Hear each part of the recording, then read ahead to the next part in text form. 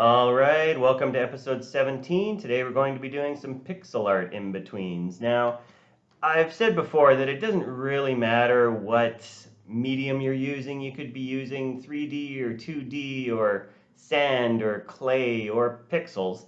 It's all the same principles involved in animation and in-betweening drawings. So first of all, what we need is a design. This is for my latest short film. I have a lizard on a rock here who's going to eat a bug. So I need to design my lizard. I'm thinking about the shape of the lizard, overall shape. You saw I was keeping it very rough at first. Now I'm starting to go in and add some details, adding some outline colors, trying some different things. Now thinking about, well, where's the light source coming from? The top right, so that's where the brightest pixels are going to be. It's always good to go back and look at some reference. So here's a Dragon Warrior. I was playing this stuff in my teenage years when I had my playing my NES back then, and you had these enemies come up. Like, look at this green dragon. Oh, look at all the detail. This is amazing. Like back then, this was phenomenal. It didn't need to animate. Just the fact they could show a single image, it was terrific. It was astounding at the time. So we're going to use that dragon. Keep that in mind just for the lizard. Now, the lizard's going to be eating a bug, so let's just also think about our bug. Look at the terrific silhouette they've got here. Really clear, really just, it's only like 4 colors, I think, but it's just, it's wonderful how much they were able to get out of these early animations. Now here, see, we only have a 2 drawing walk cycle here, and that's it. It's sliding the character across in 2 drawings. Again, here, in Metal Gear, we have 2 drawings in this walk cycle. And it's just sliding the character across. It was the economy of pixels and economy of memory. They didn't have that much to do to work with. So Mega Man, he's got a 4 drawing walk cycle. And you can see that it's all about silhouette. Here it is 1, 2, 3, 4. 1, 2, 3, 4. 1, 2, 3, 4. Yeah, and then he goes into his jump. They were really focused on clarity. Look at the silhouette there when he shoots. It's just so incredibly clear. The frames pop from one to the other. There's not a lot of smooth in between sometimes, but it works. Now here, just looking at some gameplay, I mean the timing that was involved, the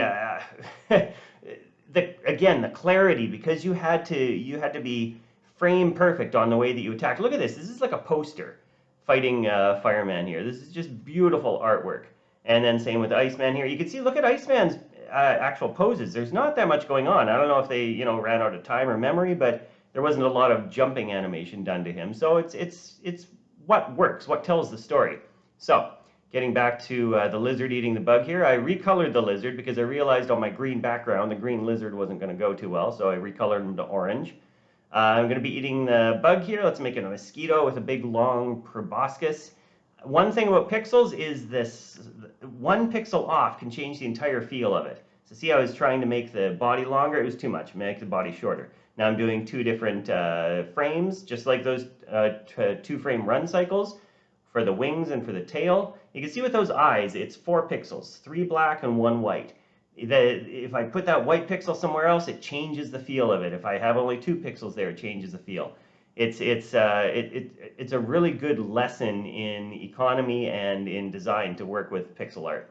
So here we've got the lizard. I've done an anticipation drawing, modifying the existing drawing. Now I have to come up with a fresh new drawing, fresh new design for when he's going to be sticking out his tongue and getting the lizard here. So you can see that I'm stretching him out. I'm leaving the feet behind there, making the eyes more appealing. Iterating, starting very rough and then adding more detail as I go. We can't just start at the top left and go to the bottom right perfect. It's generally not the way design works. It's more kind of putting in the rough and then refining, getting it more and more detailed, more and more as we see the design in our minds. This is where the lizard's going back now. He's pulling his tongue back, opening the mouth up wider.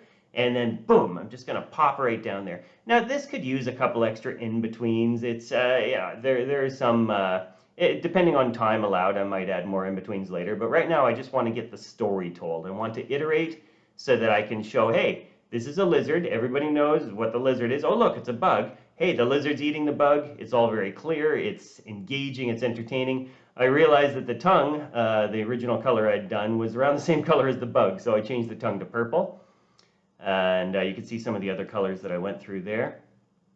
Now the tail, have to redraw completely. A lot of the other stuff I can shift and I can modify and I can stretch, like the head there and the body. But the tail, there's no shortcut. It just has to be redraw, redraw every time. And you can see the details on the tail, the little spots. I'm not being exact with it. I'm just saying, oh, there's 3 spots. And then the new tail, there's 3 spots. Maybe there's 4 spots. As long as we get a sense of continuity with the approximate volumes, it's pretty forgiving in what we can get away with. So working, flipping, flipping, flipping. You see I'm not using any onion skin here. It's all just flipping, just seeing how it works frame before and frame after. Feeling pretty good about that. Adjusting the feet. You can see I've got a couple X's there once in a while. That's just saying, no, don't use that one. Here I stretch the head out. Yeah, fixing that, filling it in there. Filling in the body. Yeah, that's all feeling good. Looking at my arcs, looking at my spacing. And there's my head as it's coming up at the end. Again, just getting that new tail. This one I actually did modify an existing tail rather than draw one from scratch. That's all feeling good. So let's bring it into Flash here so I can time it out. So you can see at the top I've got my keyframes, some drawings, some frames I'm holding for 4, some I'm holding for 2, some I'm holding for 1. I've got a 4, 1, 1, and then a 6, and a 4, and a 4, and a 6, I think. So here's what it looks like at speed. Here comes the bug flying along. Boom. Yum. And let's play it at half speed. You can see all those frames that we created. And that's pixel art in betweening. Same principles. Thanks for checking it out. Like and subscribe. I'll see you next time.